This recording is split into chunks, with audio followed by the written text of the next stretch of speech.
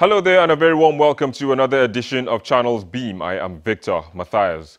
Now, with the National Assembly concluding the amendment of the 1999 Constitution, Nigerians have since been making their minds known as to whether or not the amendment will improve their lot economically, socially, and politically.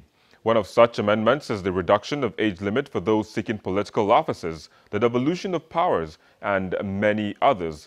The Constitution review and some of these will be our focus on the program today. But let's first take a look at the trending topics in the past week.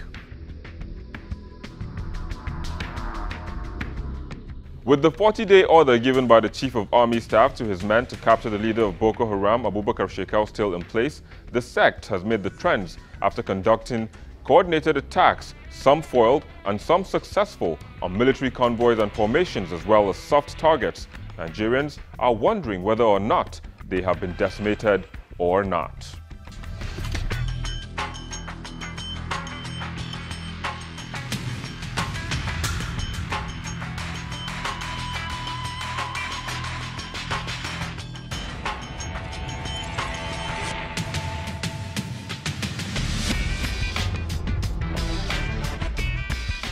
The Spanish superpowers, Barcelona, defeated their arch rivals Real Madrid and Miami on their way to winning the International Champions Cup in the first El Clasico during the preseason tour in the United States.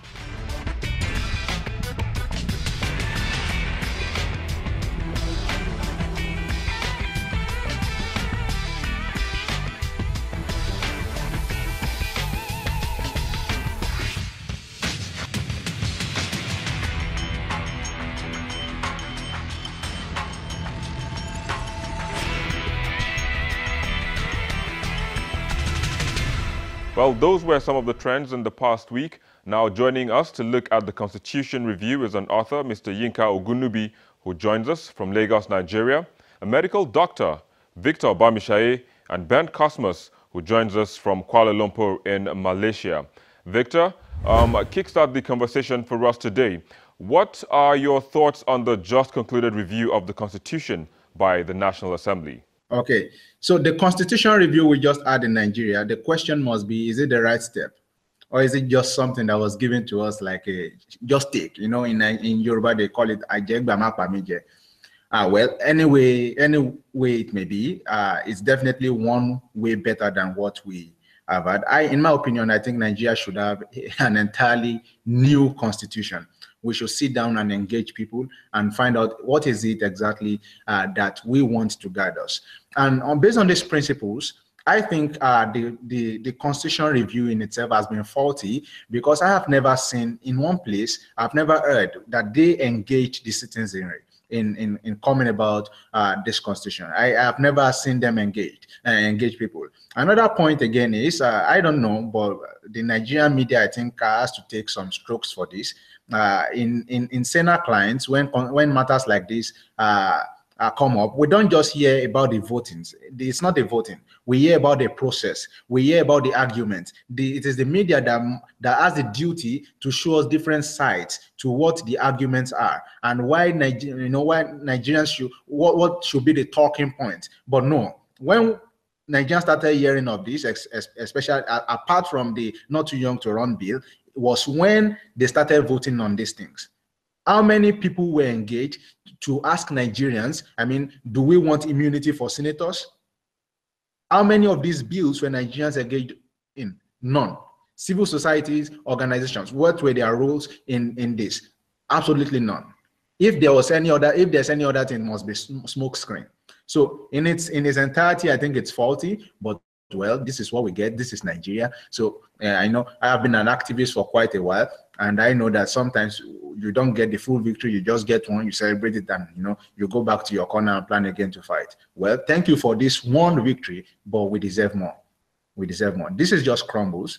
We deserve the bread. I think at this point in time, if you look at what is happening around the country, we need a brand new constitution, a constitution that will speak for me, that will speak for you, a constitution that will have the interest of everybody, the interest of the elite, And so we need a brand new constitution. And if you look at it, the way these constitutions are, they are very, very rigid and cumbersome to amend. So why don't we take our time to do this once and for all? and subsequently we can begin to pick up the we can begin to take them clause by clause and make a review of them, because at least for every 10 years or every decade, you find out that some of the laws we have may be outdated.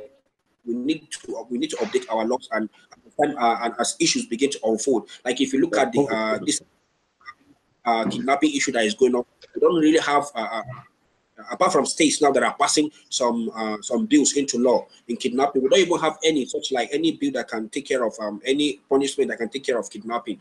And apart from what states are doing right now, so we need to look at the constitution totally, a brand constitution totally, and something that will be acceptable to everybody. All right, Yinka, let me come to you. The Not Too Young to Run bill, which got quite a large number of votes in both chambers, was one of the highlights of the review.